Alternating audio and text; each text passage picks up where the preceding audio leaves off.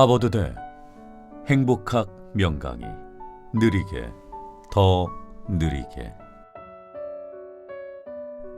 나는 행복한가? 하루하루 나이를 먹어가고 그만큼 생활이 점점 더 바빠질수록 우리는 세상의 다채로움에 점차 무뎌진다. 그렇게 살면서 어느 순간 마땅히 감동해야 할 인생살이에서 아무것도 느끼지 못하는 자신과 마주한다. 실제로 이 시대의 많은 사람이 행복이라는 것을 느끼지 못한 채 살아가고 있다. 그러나 삶은 점차 빛을 잃고 결국 새까지 바래고 만다. 현재의 삶이 아무리 분주할지라도 한 번쯤 마음을 가라앉히고 차분히 자문해보자. 지금 나는 행복한가? 바쁘게 돌아가는 세상 속에서 우리는 성실히 살고 있다 자부하며 매일 판에 박힌 똑같은 일상을 반복한다. 하지만 마음속 깊은 곳에서는 여전히 나는 행복하지 않다고 느낀다. 과연 행복은 어디에 있는가? 아마 대부분이 이렇게 대답할 것이다. 행복은 옆집에 있다고 말이다. 옆집 사람은 나보다 돈을 적게 버는데 그 집에 웃음소리가 끊이지 않는다. 분명 나보다 직장도 별론데 매일 저녁 근처 공원에 나가 산책을 할 만큼 여유가 있다. 나처럼 BMW를 모으는 것도 아닌데 소형차를 타고 다니면서 항상 콧노래를 부른다. 대체 어떻게 된 것일까? 초원의 빛은 미국에서 1961년에 제작된 영화로 당시 각계각층의 호평을 받았다. 남자 주인공 버드와 여자 주인공 윌만은 같은 고등학교를 다니며 서로에게 호감을 갖고 있다. 그러나 윌만은 엄격한 가정교육과 부모의 철저한 보호 때문에 자기 마음대로 할 수 있는 일이 전혀 없었다. 결국 버드와 윌만은 안타깝게도 헤어져서 각자의 길을 가게 된다. 몇 년 후 해질 무렵 두 사람은 버드의 목장에서 재회한다. 시카고의 대학을 졸업하고 돌아온 윌만은 버드에게 쓸쓸함이 가득 묻어나는 목소리로 묻는다. 행복하니? 한때 찬란했던, 그러나 지금은 평범한 농부가 된 버드는 자신의 집을 망연히 바라보며 중얼거린다. 난 한 번도 나 자신에게 그런 질문을 해본 적이 없어. 인생이란 참으로 어쩔 수 없는 것이다. 젊은 시절에는 인생을 알 수가 없고 인생이 무엇인지 알 때쯤 되면 더 이상 젊지 않다. 여기서 젊음이란 단순한 나이가 아닌 순수함과 열정을 말한다. 순수함을 저버리고 열정을 외면하는 일이 반복되면 우리의 인생은 행복과 영영 상관없는 길로, 심지어 전혀 반대되는 길로 향하게 된다. 사실 행복은 하나의 감각이다. 행복을 위한 조건은 없으며 옆집이 아니라 바로 내 곁에서 찾을 수 있다. 모든 것은 마음가짐에 달려있다. 행복하기로 마음먹는다면 길가의 허름한 포장마차에서 끼니를 해결해도 얼마든지 즐거울 수 있고 혹독한 시련이 닥쳐도 의연하게 대처할 수 있다. 그러나 욕심과 이해득실에 얽매여 마음의 평화를 잃으면 산의 진미를 먹어도 모래를 씹는 것 같고 천하의 절경을 보아도 피곤하기만 할 뿐이다. 만족할 줄 알면 항상 즐겁다라는 옛말도 있듯이 지나친 욕심만 버린다면 행복을 얻기란 그리 어렵지 않다. 행복을 찾아서라는 영화에는 이런 장면이 나온다. 우연히 면접을 볼 기회를 얻은 크리스 가드라는 급한 마음에 옷도 제대로 갖춰 입지 못하고 면접을 보러 간다. 면접관은 그런 그에게 이렇게 질문을 던진다. 만약 내가 셔츠와 넥타이 대신 기름때가 덕지덕지 묻은 옷을 입고 면접에 온 사람을 뽑는다면 그 이유가 무엇일 거라고 생각합니까? 크리스는 면접관이 자신을 비꼬고 있음을 알고 재치 있게 대답한다. 아마 그 사람이 아주 멋진 바지를 입고 있었나 보죠. 어딘지 모르게 가슴을 찡하게 울리는 이 유머스러운 대답으로 크리스는 면접관에게 좋은 인상을 남겼고 그 결과 다른 19명과 함께 수습사원으로 일할 기회를 얻었다.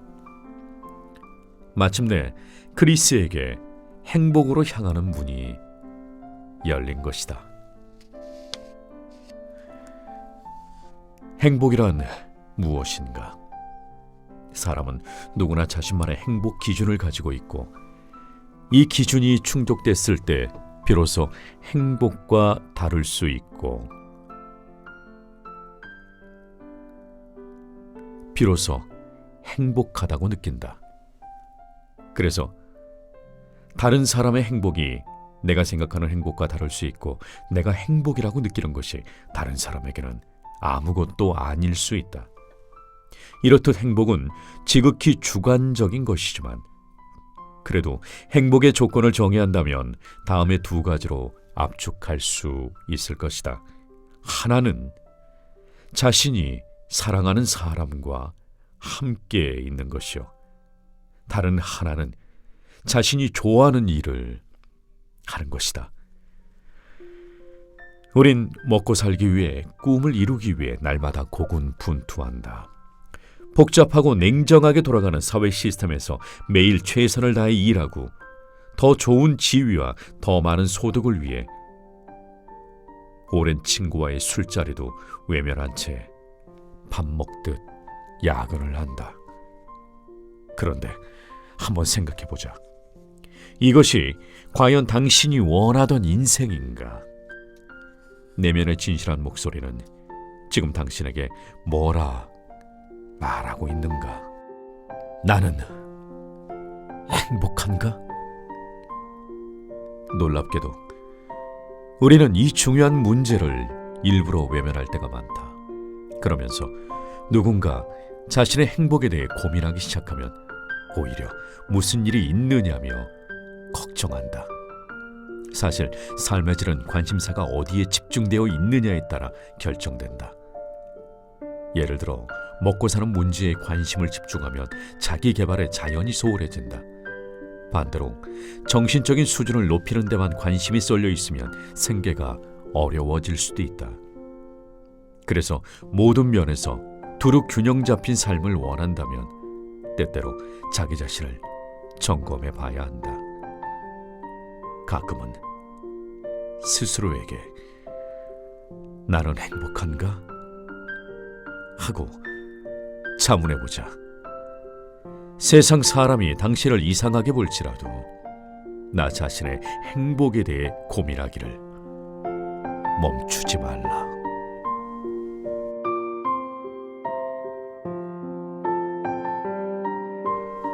네, 하버드대 행복학 명강이 느리게 더 느리게라는 책입니다.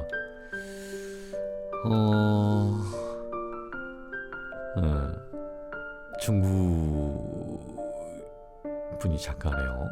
장샤오형이라는 작가분이 쓰신 책인데 제가 몇 년 전에 아내에게 선물해줬던 책입니다. 그래서 이 책을 줄 때 책상에다가 돈을 현금으로 장장마다 끼워서 줬던 기억이 납니다. 아내가 더 행복하라고. 책 자체로도 굉장히 행복할 수 있으리라고 생각해서 골랐던 건데 그 사이에 돈이 있으면 현금으로 꽂아져 있으면 읽을 때마다 얼마나 더 행복할까라고 생각이 들어서 그렇게 선물을 했던 책입니다. 너무 급하게 살았고 너무 바쁘게 사는 저의 모습 그리고 저의 가정의 모습을 보면서 우리 좀 더 느리게 좀 살자. 더 느리게 살아도 괜찮다 라고 하면서 골랐던 책인데요. 아내한테 주고 저는 읽지 않았었는데 또 다시 한번 이렇게 들어서 읽어보니까 새롭게 많이 와닿네요. 내가 자신에게 요즘 참 많은 질문을 합니다. 저도 50줄이 이제 넘어서다 보니까 인생의 후반기 어떻게 살 것인가, 어떻게 살아야 제대로 사는 것인가, 계속 이렇게 바쁘게 살아도 되는 것인가, 왜 이렇게 바쁘게 살아야만 하는가, 몇 년만 더 이렇게 바쁘게 살아 자라고 해놓고 그 몇 년을 내가 못 견디고 있더라고요. 견딜 수 없는 지루함과 슬픔이 저한테 있더라고요. 아이들이 아직 다 안 컸거든요. 부모로서 그 아이들을 제대로 키우고 양육하는 게 굉장히 중요한 의무기도 하잖아요. 그런데 거기에 함몰된 지난 세월을 이렇게 돌아보면서 비록 모든 세월을 다 아이들만을 위해서 살지 않았지만 궁극적인 것은 내가 이렇게 일하고 바쁘게 사는 이유는 내가 만든 가정을 잘 유지해 나가기 위해서인 것 같았습니다. 그래서 제가 하는 일, 성우라는 일도 많이 했어요. 오랫동안 20년 넘게 했으면 할 만큼 했죠. 더서리 보이스 트레이닝 학원에서 학생들을 가르치는 일도 10여 년 이상 했으니 오래 했습니다. 그래서 50 넘어서는 이제부터 넌 무엇을 하면서 살고 싶냐를 계속 나한테 물어봅니다. 이대로 사는 게 행복할까? 네가 하고 싶은 일을 하면서 사는 게 행복할까? 근데 자꾸 후자 쪽에 더 관심이 가더라고요. 그쪽으로 정답의 그 포인트가 맞춰지는 저 자신을 보게 됩니다. 그 와중에 이 책을 한번 읽어봅니다. 근데 첫 장에 벌써 나는 행복한가?